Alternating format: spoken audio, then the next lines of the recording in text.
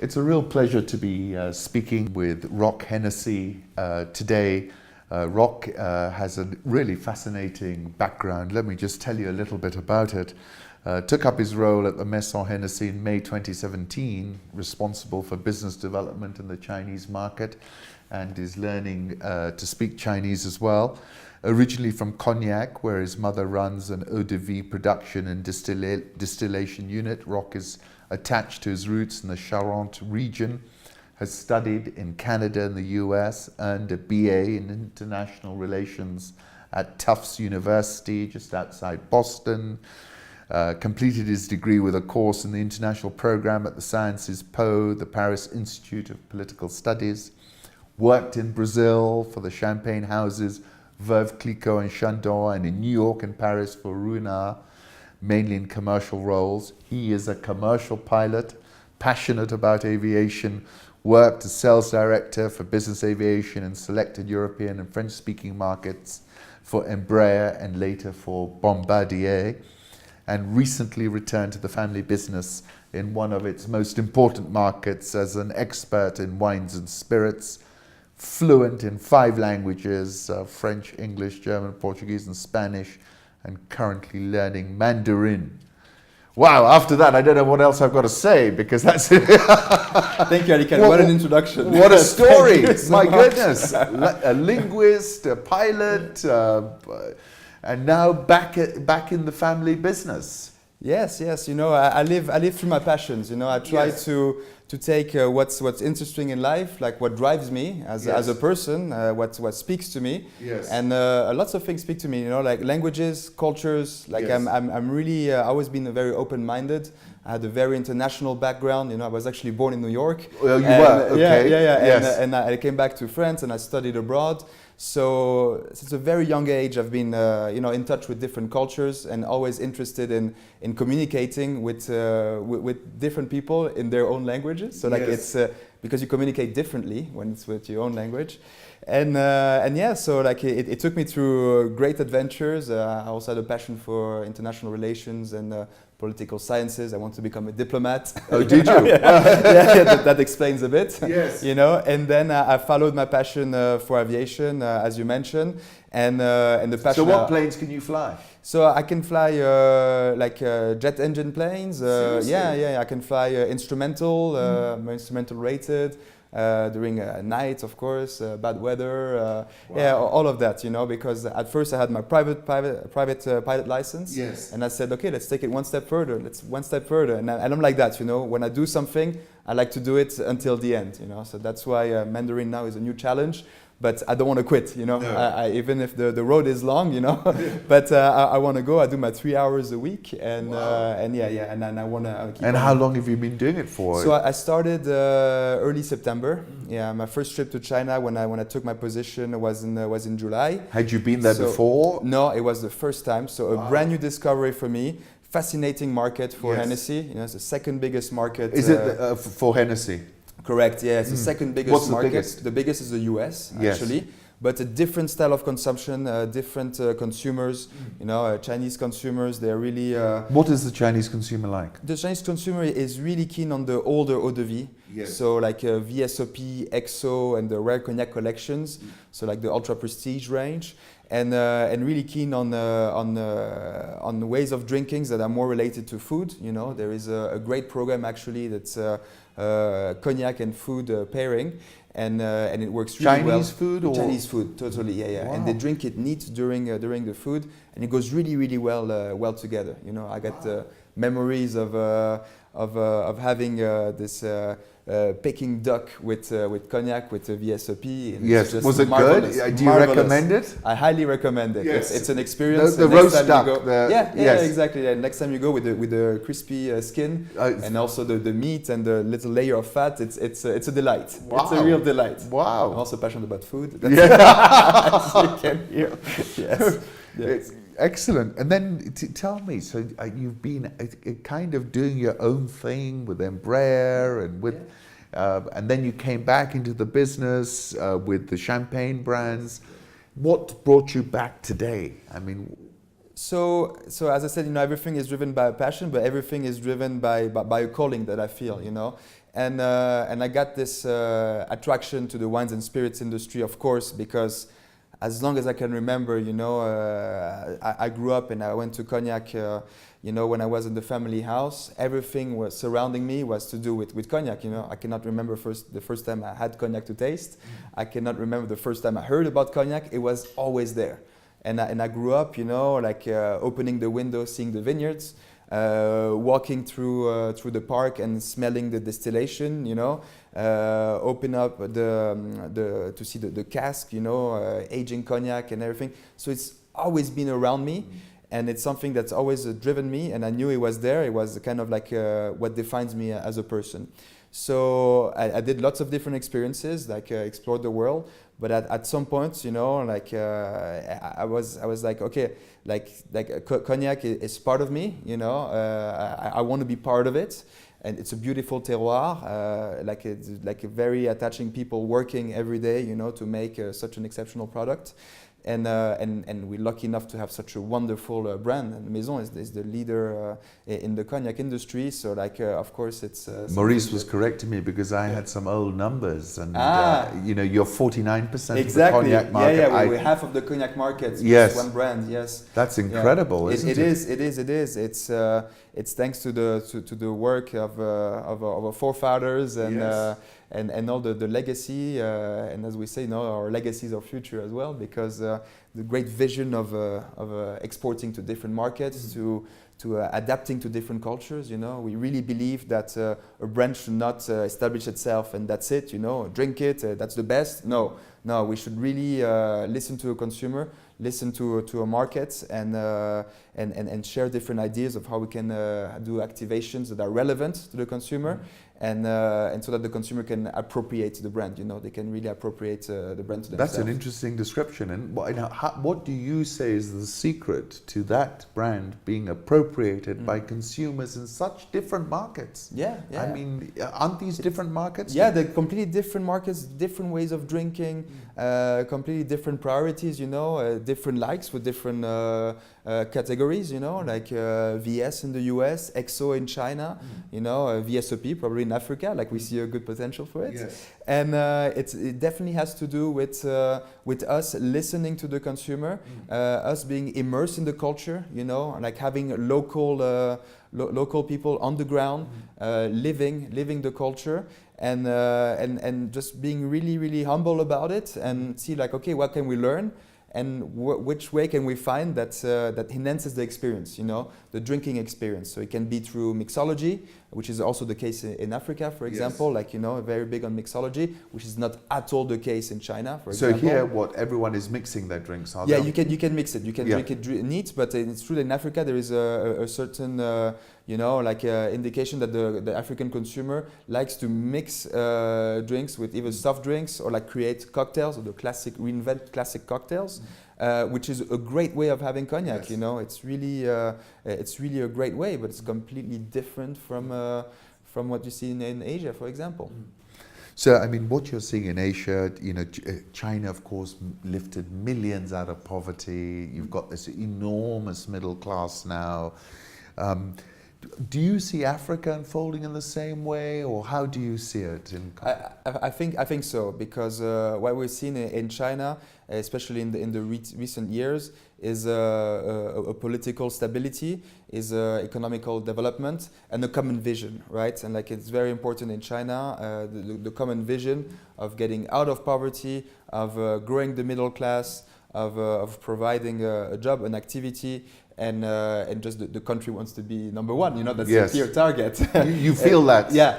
And there's a dynamism going up in China that is really, really strong, and like a common vision. And I can feel it. I can feel the same in Africa. There is a growing middle class. There is like a very educated population. You know, like education is really important in Africa. It is. And African educate themselves, and that's, for me, is like the basis of everything, and it's very important. And also, like, there's an openness towards international brands that we see as well, like an inspiration to understanding what the brands are about. It's not just like a brand or a status symbol. It's a story behind. and especially cognac, you're dealing with something that is so complex to elaborate that it's always good to educate, and we're here to educate, not to be like okay, no, yeah, it's this way, this way, this way. No. Yeah. Like let us invite you to the story of cognac. Yes. Let us invite you to what cognac is all about and how Hennessy does it, and it's a fascinating story. You know, it's a fascinating journey. And the more you know about it, and the more you're into it, and you're hooked, you know, like because the more like you're gonna discover is like, oh, okay, I know where that comes from. That's this particular blend. That's this particular grape. That's this particular distillation process. You know, that's and it really makes sense. The more you know about it, yes, the more technical it is. The more technical it is, yeah. But the more like your experience is going to be enhanced, you know, by it. So like I invite everyone to come to Cognac to experience it, and everybody is our guest, really. Yeah. I'm coming. Yeah. Roch, tell us, you're here to celebrate 200 years of the VSOP. Tell us a little bit about that. About this drink in particular. Yeah, like it's a celebration of 200 years of VSOP. The Hennessy maison has always been keen of listening to its environment. You know, it could be like in the 18th century or the 19th century, and adapting to the tastes of different consumers. And in that case, in case of VSOP, it was actually a special order by the King Regent George IV. In 1818, so 200 years ago. Wow. And he requested specifically, I wanted a superior old pale, and that's how he requested it, and that's exactly what we what you have. we Look delivered. at the color of it. Yeah, yes, very superior old pale, and that was the birth of VSOP, which sits in the range perfectly, yes. Because it's a very I would say versatile blend.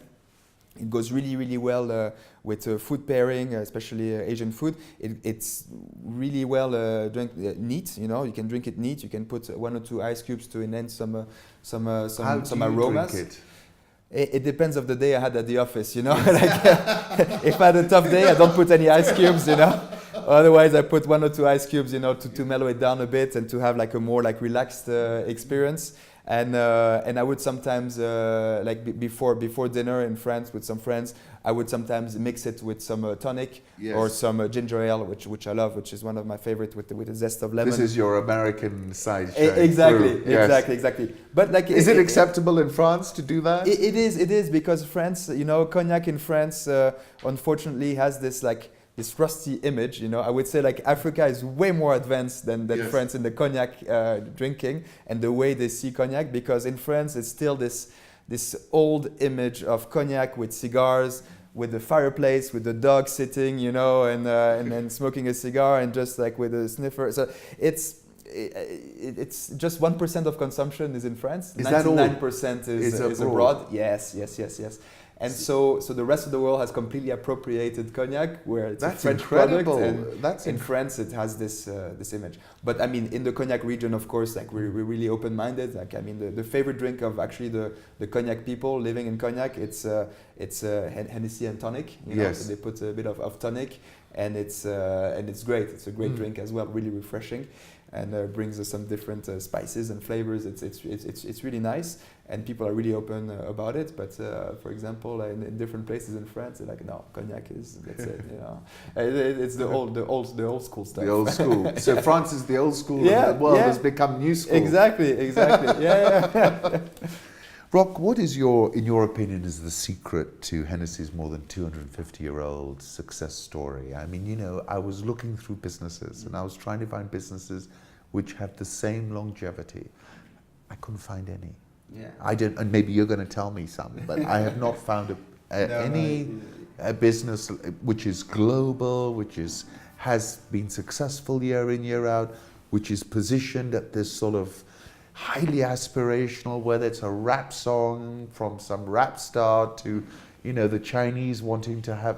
What is it? Yeah, I think the secret is it's the vision that our forefathers had, you know, to be in sync with their time, Yes. you know, first of all, and also have one length forward to predict also the future, like to open new markets, to have this vision of saying like, okay, cognac can be enjoyed by different cultures, you know, they can appropriate the drink, the brand. And also is just the values of Hennessy, you know, the craftsmanship, the savoir-faire, the know-how. We also, they have accumulated as well the oldest stock of eau de vie and the most important stock in volume and quality of eau de vie, you know. And that takes like a real effort of identifying the potential of the eau de vie, keeping them for the future generation. We also had the same family of master blender for 8 generations. Yes, so tell us a little Yeah. bit about that, because when I was looking at generation, your Yeah. master blenders are as Yes, exactly, the match. Yes, The match. We that's have right. 8 generation of Hennessy family and 8 generation of master blender. And that's quite unique because there is a real continuity, you know, a real knowledge of how to do things, how to keep the quality intact, or how to improve the quality, and also a real communication between generation, you know, before you can enter the tasting committee, before you can say anything. It's quite a long apprenticeship. Yeah. 10 years just well, listening to comments. You wouldn't have waited 10 years. I would have done it in Chinese. Yes, Yeah. But no. It's really like a sacred environment, you know. And you have to focus. They taste every year, every day at 11 a.m. You know, it's really precise, and it's a silence, the same room, same environment, and they go through 10,000 samples per year. My God. 10,000 per year, yeah. And Wow. they have to identify, okay, this is good now for this blend. This, in 5 years, we're going to taste it again because we're not sure how it is. This, in 3 years, is going to be mature for sure.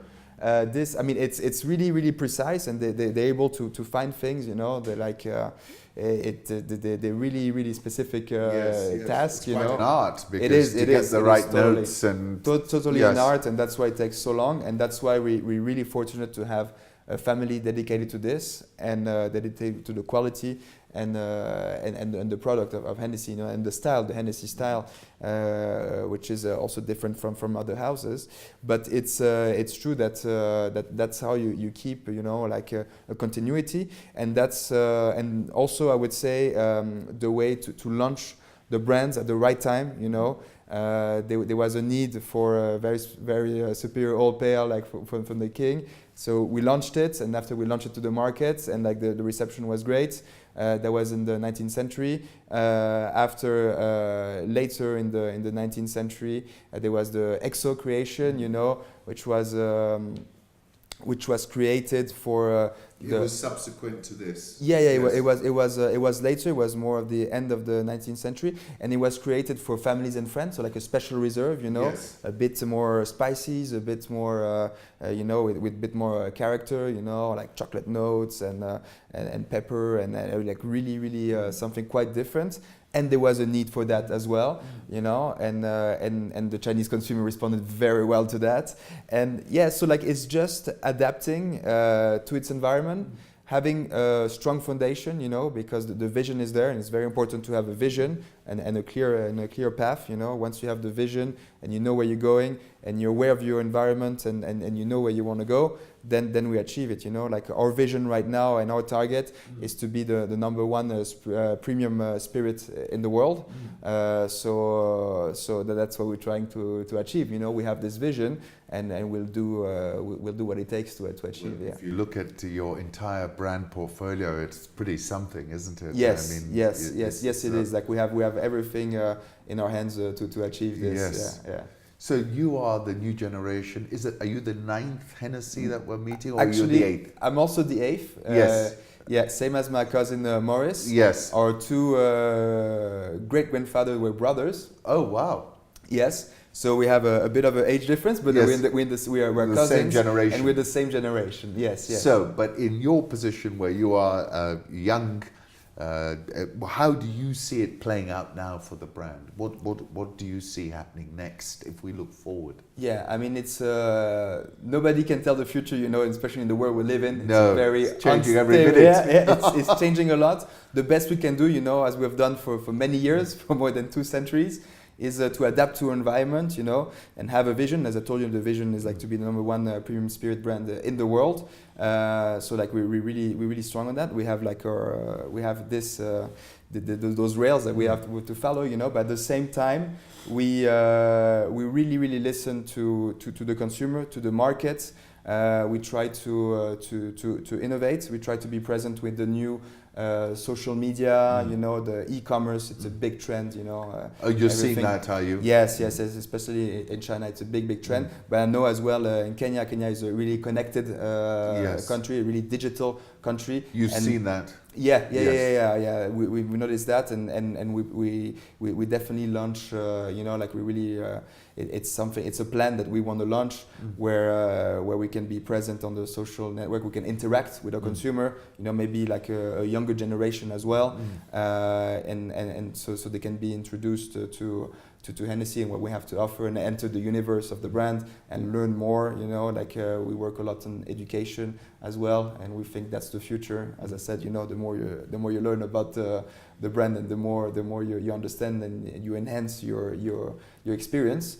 So yeah, like I think we're on track. Let's hope that the world is not going to fall apart. Fingers crossed. Yeah, exactly. Because you never know. It could happen. You never know. But yeah, no. So far so good, and we're on track. So it's great. We're dealing, of course, with a product that's completely dependent on Mother Nature. You know, yes. like and we are really like I mean, Maurice is a farmer, as you mentioned. You know, in our family, I'm also my mom and I keep vineyards, and we distill and we sell to Hennessy or eau de vie production, like 1,600 wine growers. Wow, so we're part of it as well. Like yes, Maurice as well. And we know that anything can happen. You know, you can have like a frost like we had last year. Yes. We can have hail like we had 2 years ago. We don't know. You know, we're dealing with something very delicate. We're dealing with grapes. It's not just like any spirits where you just open the tap and you can make it out of anything. You know, it's we're really you know, we have to educate the consumer to say like it's very special. It's something that doesn't flow from a sink. You know, it's something that takes years and years of mastery. You know, and of know-how. So we definitely you know, like we hope that Mother Nature is gonna keep up with us. We're very kind to her, and we respect her. You know, and that's also a very humble approach from us, because we know that.